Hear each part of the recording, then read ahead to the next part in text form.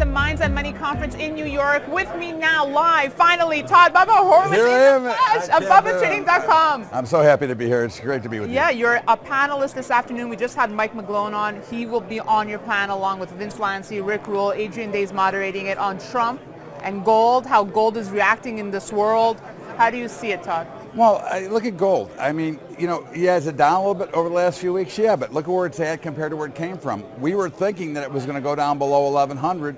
Now we just threatened 1,300. So it's not like I'm really concerned about gold. I think you're probably looking at another buying opportunity. You know, we're going to have a weaker dollar. No matter what the Fed does, the dollar is going to come lower.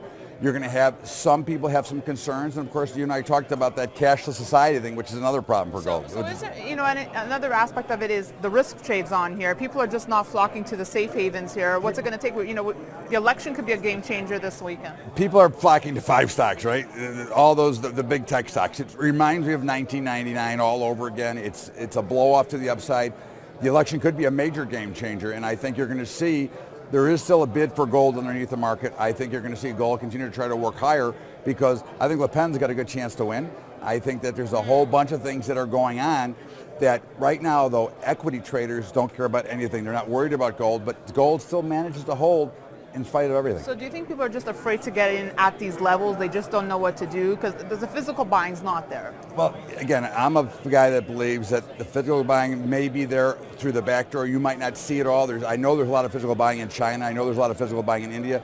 The actual person who's actually buying it, maybe not. But remember, I don't think there's enough gold to handle that paper gold that's out there. So all these ETFs that people are buying, hoping that that's their share of gold, I think they'll be disappointed someday. Are you going to be an instigator during the debate this afternoon? What do you think? I think you are. What are your thoughts on how gold is holding up here with Trump? Well, I think gold is holding up well, but I don't know that it has to do with Trump. I think it has to do with gold is a great hard asset to own. Markets are extremely overvalued. When those markets do correct, people are going to be looking for alternative investments, one of them being gold, and I think that is probably something that everybody does not own that should. Okay. I think gold is something you should have ownership in. Silver, you've liked it since day one, since I met you.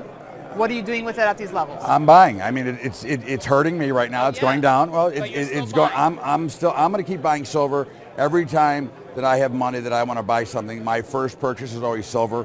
I'm going to continue to hold it and put away. And you're just buying physical? Are you looking at the miners? I'm doing both, but I like to buy physical silver. I like to hold it, touch it, feel it, and put it in my safe. I don't want it to be absconded from me, and I don't want to find out down the road that there isn't enough silver to back these ETFs either. Right. Well, that's a discussion, separate discussion in itself. I look forward to your panel this afternoon. Thanks so much for stopping by. Thanks for having me. Bubba Horwitz, BubbaTrading.com. We'll have more for you from the Minds and Money Conference in New York. Thanks, Bubba.